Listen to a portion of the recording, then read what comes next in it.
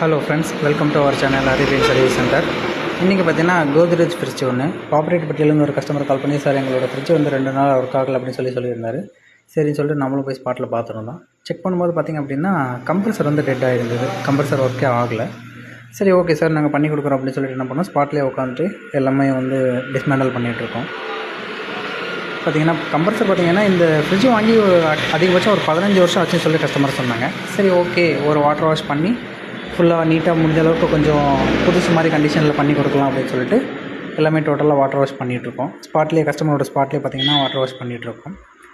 உள்ளே இருக்கிற கேபினெட்டெல்லாம் ரிமூவ் பண்ணிவிட்டு எல்லாமே டோட்டலாக ரிமூவ் பண்ணி வாட்டர் வாஷ் பண்ணிகிட்ருக்கோம். பார்த்திங்கன்னா ஓரளவுக்கு முடிஞ்ச அளவுக்கு கொஞ்சம் அப்படியே புதுசு கண்டிஷனில் பார்த்திங்க அப்படின்னா நாங்கள் வந்து வாட்டர் வாஷ் பண்ணி கொடுத்துருக்குறோம்.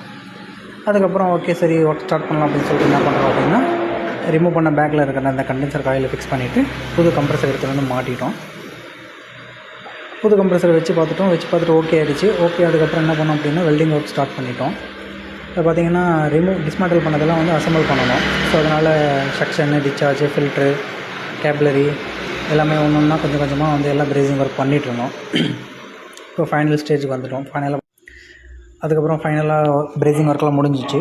சரி, ஓகே அப்படின்னு சொல்லிட்டு லீக்கெல்லாம் செக் பண்ணிவிட்டு வேக்கம் பம்ப் போட ஸ்டார்ட் பண்ணிட்டோம்.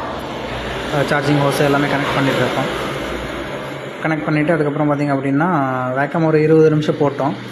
20 நிமிஷம் முடிஞ்சதுக்கப்புறம் பார்த்திங்க அப்படின்னா ஓகே அப்படின்ற மாதிரி இருந்து ஒரு 10 நிமிஷம் வெயிட் பண்ணோம். லீக் இருக்கா இல்லை செக் பண்ணலாம் அப்படின்னு சொல்லி ஒரு 10 நிமிஷம் வெயிட் பண்ணோம். ஸோ எந்த லீக்குமே இல்லை, கன்ஃபார்ம் பண்ணிட்டோம்.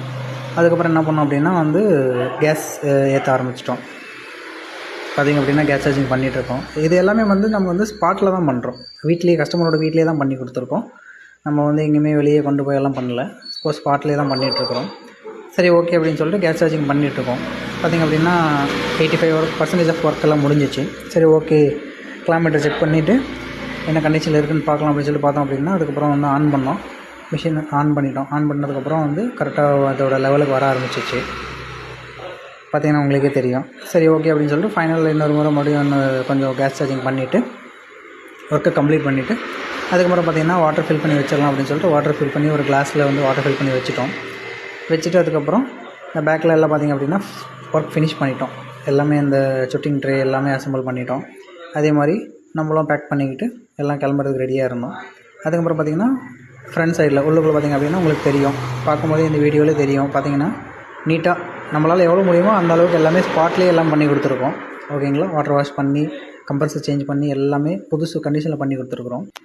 ஸோ இதே மாதிரி உங்களுக்கும் சர்வீஸ் தேவைப்படுது அப்படின்னா கீழே இருக்கிற நம்பருக்கு கால் பண்ணுங்கள். Okay, thank you.